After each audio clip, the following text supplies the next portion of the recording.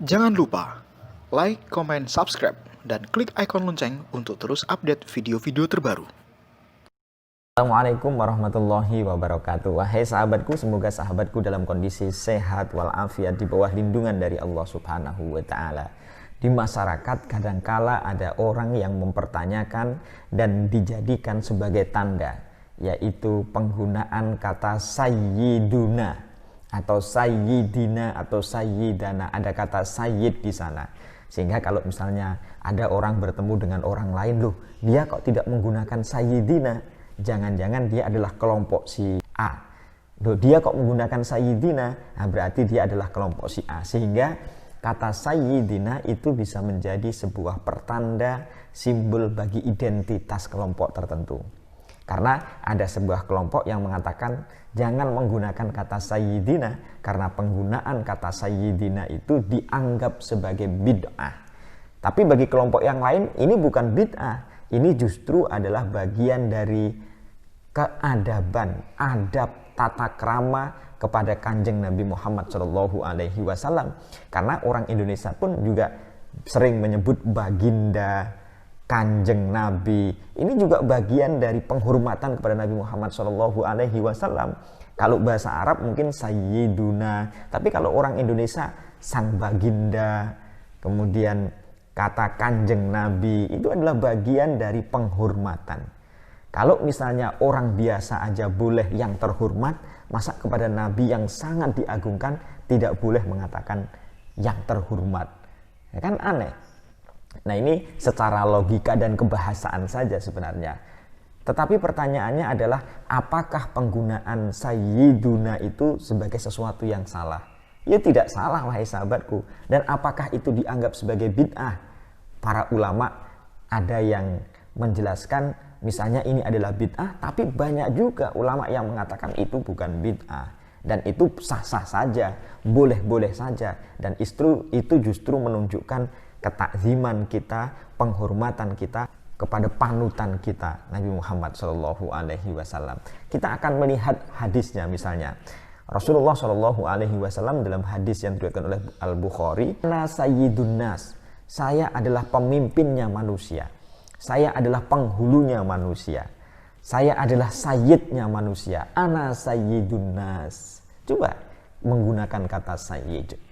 Yang kedua adalah ana sayyidu waladi Adam wala fakhro. Dari riwayat Imam Muslim misalnya, saya adalah pemimpinnya anak Adam di akhirat dan tidak ada kesombongan. Kalau misalnya ada hadis yang mengatakan jangan engkau mensayyidkan saya, jangan kalian mensayyidkan saya, ada hadisnya begitu, itu menurut saya adalah bagian dari pembelajaran kepada manusia-manusia, kepada umatnya, supaya kalau dia memiliki posisi, jangan menganggap dirinya sebagai orang yang harus dihormati dengan kata-kata yang terhormat begitu. Santai saja, karena yang akan dilihat oleh Allah Subhanahu wa taala adalah hatinya, bukan kedudukannya, bukan jabatannya, bukan posisinya di dunia, tetapi yang dilihat adalah hatinya, ketakwaannya kepada Allah Subhanahu wa taala. Sehingga kalau misalnya ada hadis yang mengatakan jangan engkau mensayyidkan saya, itu dalam konteks yang demikian itu.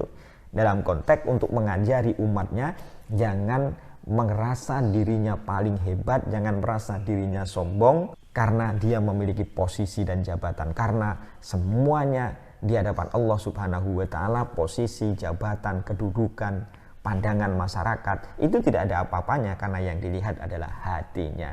Dan secara logika, kalau tokoh-tokoh masyarakat saja itu kita hormati, masa dengan Rasulullah SAW tidak demikian? Ketika ada seorang guru mengatakan, wahai anak-anakku, wahai murid-muridku, kau jangan panggil saya Pak Guru, panggil saja si Usman misalnya, panggil saja si Usman, tidak usah Pak Guru misalnya.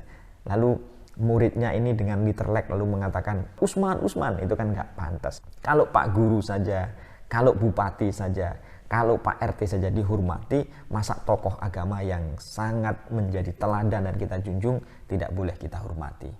Ana sayyidun nas, kata hadis Nabi Muhammad SAW, ana sayyidu waladi Adam wala fakhro. Ada kata sayyid di sana. Lalu persoalannya bagaimana kalau misalnya dalam sholat? Nah ini kan menjadi perdebatan di kalangan para ulama. Kalau dalam sholat apakah perlu kata sayyidina atau tidak? Karena itu ada hadis Rasulullah Shallallahu Alaihi Wasallam, misalnya diceritakan ada salah seorang sahabat itu yang sholat di belakang Nabi Muhammad Shallallahu Alaihi Wasallam, makmum di belakang Nabi Muhammad Shallallahu Alaihi Wasallam. Ketika sholat itu sahabat di belakang dengan suara yang agak nyaring, itu ketika i'tidal, bacaan i'tidalnya itu ada tambahan Rabbana walakal hamdu hamdan katsiran thayyiban mubarakan fih. Jadi ditambah. Rasulullah mendengar. Ini kok bacaannya Rabbana walakal hamdu hamdan katsiran thayyiban mubarakan fih. Setelah selesai sholat, Rasulullah bertanya, siapa tadi yang membaca tadi itu siapa? Suara yang banter yang bisa didengar itu siapa? Kemudian dia menjawab, ana. Rasulullah bertanya, manil mutakallim, siapa yang berbicara tadi, siapa yang mengatakan tadi? Lalu dijawab oleh sahabat itu, qala ana, saya. Kemudian apa jawab Rasulullah Shallallahu Alaihi Wasallam? Rasulullah bukan malah, wah kamu ini tidak melakukan apa yang saya lakukan, kamu tidak mempraktekkan apa yang saya praktekkan, kamu kok menambah-nambah, menambah-nambah. Karena itu maka Rasulullah mengatakan, ra'aitu bid'atan wa salasina malakan yabtadirunaha ayyuhum yaktubu awal. Saya melihat ada lebih 30 malaikat itu yang bersegera, bergegas-gegas itu untuk menulis pahala apa yang kau katakan itu. Jadi maksudnya adalah Rasulullah menandakan ini tidak jadi masalah. Boleh, karena buktinya Rasulullah melihat ada malaikat yang bergegas untuk mencatat terhadap pahala dari doa yang sahabat katakan itu. Karena itu maka Ibnu Hajar al-Asqalani mengatakan dari hadis ini itu ada dua pengertian. Wastudilla bihi ala jawazi ihdasi dzikrin fis shalah ghairi ma'thurin idza kana ghairu mukhalifin lil ma'thur. Hadis ini menunjukkan satu, bolehnya orang menambah zikir di dalam sholat walaupun zikir itu tidak ma'thur, tidak datang dari Rasulullah Shallallahu Alaihi Wasallam, tapi syaratnya idza kana khairu mukhalifin lil ma'thur. Yang penting zikir itu tidak menyalahi terhadap zikir yang ma'thur. Jadi nggak apa-apa nambah, yang penting tidak menyalahi terhadap zikir yang sudah ma'thur. Jadi bolehnya nambah zikir di dalam sholat walaupun zikir itu tidak diajarkan oleh Rasulullah Shallallahu Alaihi Wasallam, tapi syaratnya zikir itu tidak boleh bertentangan dengan yang ma'thur yang datang dari Rasulullah Shallallahu Alaihi Wasallam. Itu yang pertama. Yang kedua adalah wa ala jawazi raf'is sauti bidzikri, dan boleh mengeraskan suara zikir dalam sholat itu boleh. Buktinya Rasulullah mendengar. Itu berarti suaranya nyaring. Dan Rasulullah tidak mengatakan jangan banter-banter. Tidak mengatakan demikian, artinya bahwa zikir dalam sholat dengan suara nyaring itu boleh. Kalau dalam sholat aja boleh, berarti di luar sholat juga harusnya boleh dong. Gitu. Harusnya boleh. Tapi kata Ibnu Hajar al-Asqalani, malam yushawish ala mammahu. Yang penting tidak mengganggu temannya yang lain yang sedang sholat. Malam yushawish ala mammahu. Yang penting tidak mengganggu temannya yang sedang sholat. Jadi kalau menambah Allahumma sholli ala sayyidina Muhammad dalam tasyahud misalnya, itu boleh. Kenapa demikian? Karena itu tidak bertentangan dengan zikir yang maksur dari Rasulullah Shallallahu Alaihi Wasallam. Dan juga diceritakan Ibnu Umar itu dalam tasyahud.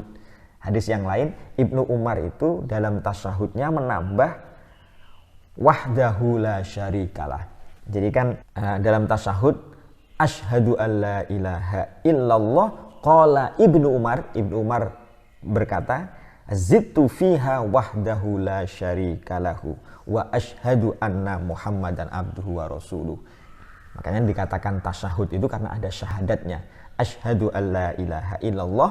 Ibnu Umar menambah asyhadu alla ilaha illallah wahdahu la syarikalahu wa asyhadu anna Muhammadan abduhu wa rasuluh. Jadi Ibnu Umar menambah wahdahu la syarikalah. Ibnu Umar menambah. Sahabat melakukan itu. Jadi itulah sebabnya kenapa Ibnu Hajar al-Asqalani nggak apa-apa menambah zikir walaupun zikir itu tidak ma'thur. Yang penting zikir itu tidak menyalahi yang ma'thur.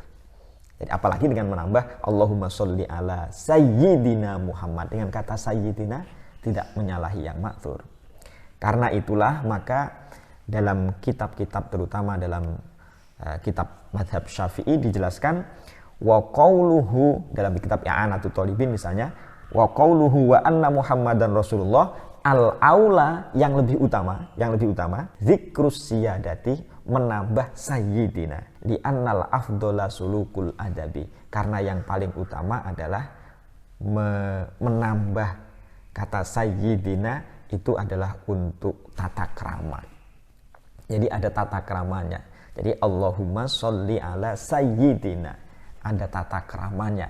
Menurut I'anatul Thalibin juz 1 untuk menambah sayyidina, karena itu adalah ada tata krama, al-aula. Di samping itu, Syekh Izzuddin Abdus Salam juga mengatakan annal ityana biha fis shalah yambani alal khilaf.